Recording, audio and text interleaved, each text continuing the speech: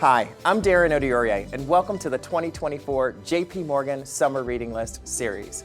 This year marks the 225th anniversary of JP Chase's earliest predecessor, the Manhattan Company, founded in 1799 to bring fresh water to New York City after a yellow fever epidemic.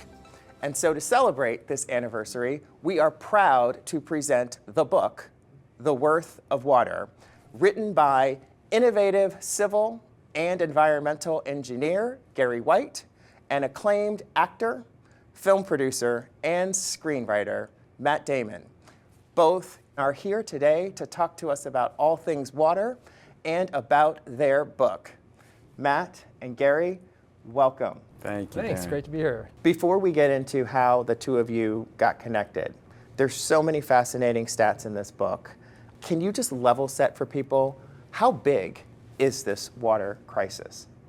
It's kind of mind-boggling, actually. There are 2.2 billion people on the planet who are not able to access a safe drink of water consistently, and that is about 1 out of 4 people, which is, again, it's kind of the first hurdle we have to clear when we talk about this, because people can't believe it. You know, if you grew up in the West, you've probably never really been thirsty, let alone considered that you would have to organize your entire day around trying to find a safe water source. I started thinking about how I could get involved, how I could make a difference, and I very quickly learned that this is a vastly complex issue, and so I wanted to partner with the very best person that I could in the space. And when that person wouldn't take my call, I ended up with Gary.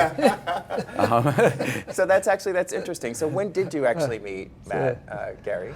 The first time we met was actually at the Clinton Global Initiative in 2008. And Matt had created an organization called H2O Africa, and I co-founded Water Partners. But it just seemed like there was so much in common with what we were doing, and we brought, I think, some complementary kind of skill sets to this issue, the engineering side, of course, and then Matt being able Gary to... Gary has 3 engineering degrees. I can do monologues. We complement each other perfectly. Yeah. Well, I mean, it's no secret that you were able to bring a lot of attention, and still do. And along the course of the whole, how many years has it been now? I guess 15, 16. Yeah. This guy has become literally one of the world's water experts. And then so we just merged the two organizations. One of the things that was so interesting about this book and flowed so well was the fact that it came from 2 different points of view and you put it up front. How did that decision come to be? It just seemed like the most sensible way to do the book and to have it feel conversational. We come from 2 totally different places, and so we wanted the book to reflect those journeys. And I should also say we did do the book on tape, so if you don't want to read it, we will read it to you if you if you want to go on a long drive. The dulcet tones of Gary White's voice. Riveting. Riveting. We'll make any road trip better. Yeah. You guys started out with the goal of wanting to tackle the global water crisis in your lifetime. Yes, that was our mission statement. Yeah. How do you do that? Step by step. But one of the key innovations that Gary had was Gary had spent his adult life in these communities, and he understood that people in these communities were already paying for water, sometimes many times more than the middle and upper class were paying for them, because they weren't connected to the infrastructure. And so Gary's innovation, which was so brilliant, was to take the ideas that Muhammad Yunus pioneered with microfinance and apply it to the water sector. And it's borne out. I mean, these loans pay back at over 98%. The other thing that, Gary, you mentioned was, in order to solve for this, you had to engineer your way out of it. What do you mean by that? As an engineer, you're taught to kind of break down a problem and analyze it and try to figure out how to build the right solution. And for me, it moved beyond traditional engineering into really financial engineering. And the only way you can get there is by looking to philanthropic capital to leverage market capital.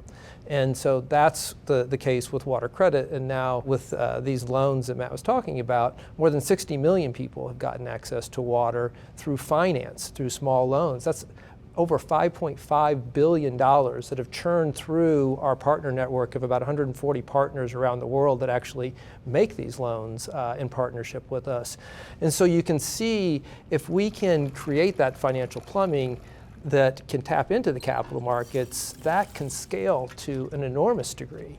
So for those people who want to be a part of what you're doing, how can they get involved? Well, we got on-ramps for everybody. On the donor side, we need your donor dollars to de-risk a loan portfolio so that we can really scale this. But we also have, for a conscientious investor, we have competitive returns, but also a massive social impact that you can really quantify, because if you're investing with water equity, you know exactly all these lives that you're going to touch, and you can count it in the millions of people. This problem is solvable, and Yes. not theoretically, not hypothetically.